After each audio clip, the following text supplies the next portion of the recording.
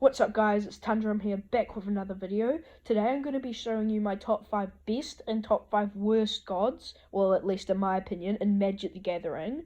Just because your favourite god does not make the top 5 or is in the bottom 5 doesn't mean it's a bad card. All these gods were extremely powerful and it was very hard to pick in top 5 and top worst, and even the gap between the best and the worst isn't even too big because they're all so powerful. So without further ado, let's get into it. I do have an honourable mention for the best gods, which is Hazoret. Hazoret is a 4-mana 5/4 with Indestructible and Haste. It cannot attack or block unless you have 1 or fewer cards in hand, and you can pay free to discard a card and deal 2 damage to each opponent. This card probably wouldn't have even made number 6 or 7 on the list, but it did see extensive play in Standard and Mono Red and other decks, and was extremely powerful back then. Coming in at number 5 is God Eternal Kefnet. God Eternal Kefnet offers a lot of value and versatility on one powerful card already. It is a 4-mana 4/5 legendary zombie god with flying, and you may reveal the first card you draw each turn as you draw it, and whenever you reveal an instant or sorcery card this way, copy that card and you may cast the copy, and the copy costs 2 less to cast. This is extremely powerful, essentially drawing an extra card, plus it costs 2 less to summon. It's really good, that ability. Plus it also has the upside, like all the God Eternals, with when it dies or is put into exile from the battlefield, you may put it into its owner's library third from the top. At number 4 we have Atheros, God of Passage. This is a 3-mana 5/4 legendary enchantment creature god with Indestructible. As long as your devotion to white and black is less than 7, Atheros isn't a creature. But this ability is why he's really good. Whenever another creature you own dies, return it to your hand unless target opponent pays 3 life. This is a really solid ability. Not normally as good in Standard or Modern, but in Commander, that ability is just extremely powerful. Really good. Coming in at number 3. Also, these top 3 here, they could be rearranged in any order. They're all so good. I just randomly pretty much decided who was best. At number 3, we have the Scarab God.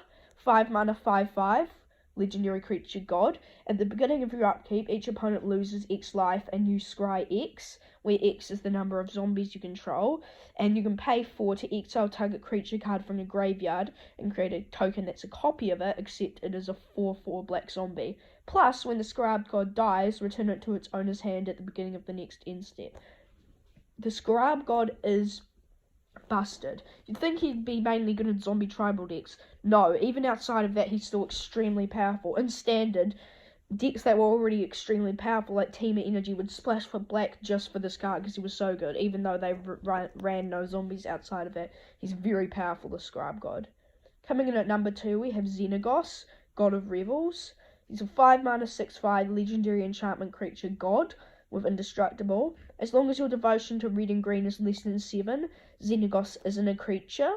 And this is why he's really good, the bottom ability, like most of these Feros gods. At the beginning of combat on your turn, another target creature you control gains haste and gets +X until end of turn, where X is that creature's power. This is doubling a creature's power, and you can also give it haste if it just came in. A 5/5, even just a 5/5, making it a 10/10, that's just insane. Or if you have a card like Chameleon Colossus, you double it once or twice for the 5 or 8 mana, and then it becomes like 16/16, and then you double it again with Xenagos. That's just pretty much an instant kill. He just has so much versatility, such a powerful god. And the number 1 best god is Puriphoros, God of the Forge. He is a 4-mana 6/5 legendary enchantment creature god with Indestructible. As long as your devotion to red is less than 5, Puriphoros isn't a creature. Whenever another creature enters the battlefield under your control, he deals 2 damage to each opponent. And on top of all this busted stuff, he also has, you can pay free to give your creatures 1 extra attack until end of turn. Puriphoros is so powerful in any deck. Commander, Modern, almost any format that isn't Legacy or Vintage, he's just busted in. Very powerful god.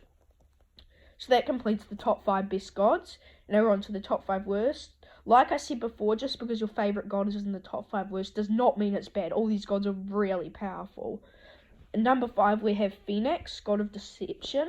He's a 5-mana 4/7 with Indestructible enchantment creature, legendary. As long as your devotion to blue and black is less than 7, he is not a creature. And it also has this upside of creatures you control have tap, target player puts the top X cards of it to her library into his or her graveyard, where X is this creature's toughness. What really made this card be on the list for me is the fact that he actually needs to be a creature to be able to tap for that. It does give all your other creatures that ability to mill, but on turn 5 doing that, in most formats except for maybe Commander, it's pretty late to be milling them with your creatures, and you have to tap your creatures too, lowering your defenses. Although I guess you do it on the end step and then you're not really. But yeah, I'm not a huge fan. At number 4 we've got Eternal Bontu. This is also a pretty solid god as well. A 5 mana 5/6 with Menace. When it enters the battlefield, you may sacrifice any number of permanents, then draw that many cards. And when Eternal Bontu dies or is put into exile from the battlefield, you may put it into its owner's library third from the top. So God Eternal Bontu is pretty solid.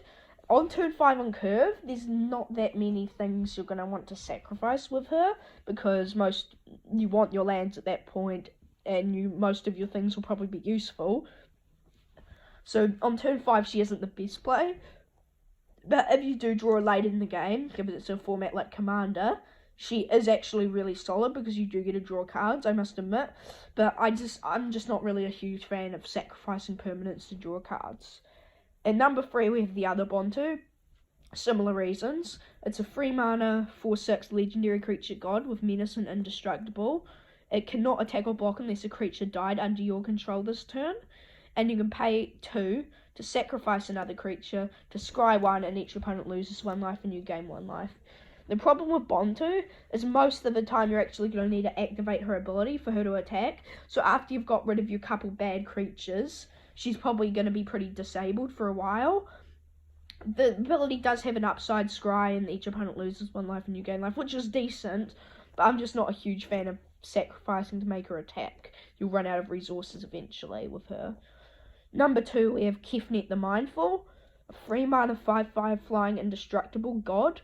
This is what really makes him the downside. He can't attack or block unless you have 7 or more cards in hand. That's extremely hard to do. Even in Commander, getting 7 or more cards in hand is really hard. He does have the upside of paying 4 to draw a card, and then if you really want, you're probably not going to do this most of the time though, to return a land you control to its owner's hand. But I really think just needing 7 or more cards in hand for him to attack isn't really worth it.